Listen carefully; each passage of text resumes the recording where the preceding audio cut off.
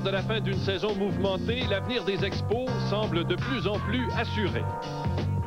Sur le terrain, la recrue Michael Barrett a confirmé les espoirs placés en lui. Ozzie Vidreau est maintenant devenu un des meilleurs frappeurs de la Ligue.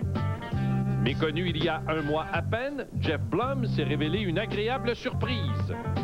Pour sa part, Brad Fulmer, après un début ardu, a produit à son retour avec l'équipe. Il en va de même pour Dustin Hermanson, à son meilleur au cours du dernier mois. Le releveur Hugues Urbina compte déjà parmi les meilleurs releveurs de la Ligue.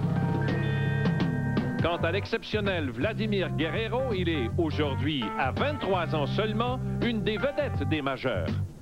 Pour Philippe Alou, la jeunesse a complété ses classes. Et si les Expos ont encore plusieurs lacunes à combler, l'avenir sur le terrain s'annonce prometteur.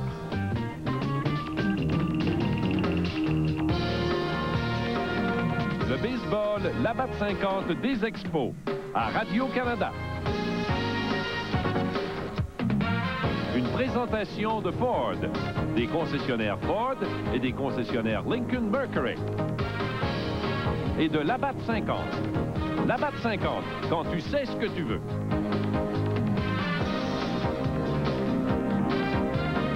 En direct du Veterans Stadium, les Expos affrontent les Phillies de Philadelphie. Bon après-midi, mesdames et messieurs. Bienvenue à notre reportage. Bonjour, Claude Raymond. Bonjour, René. Comme on l'a fait si souvent au cours de la saison, c'est avec grand plaisir qu'on la termine en parlant à nouveau de Vladimir Guerrero.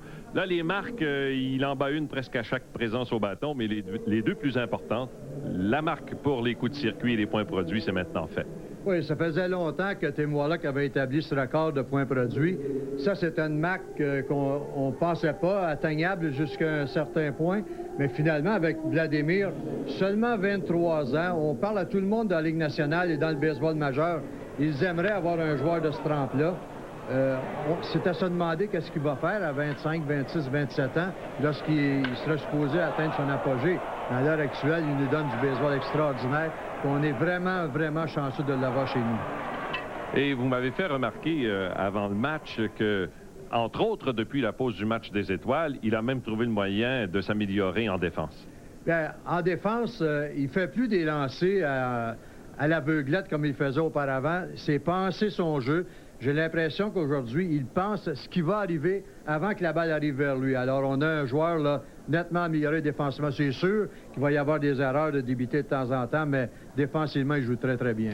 Alors, tant mieux pour l'avenir des Expos dont on a parlé dans nos commentaires d'avant-match. Au monticule aujourd'hui pour les Expos, Dustin Hermanson sera opposé à Randy Wolf. Restez des nôtres, mesdames et messieurs. Quelques courtes pauses à peine et le baseball, la batte 50 des Expos à l'antenne de Radio-Canada vous revient tout de suite après.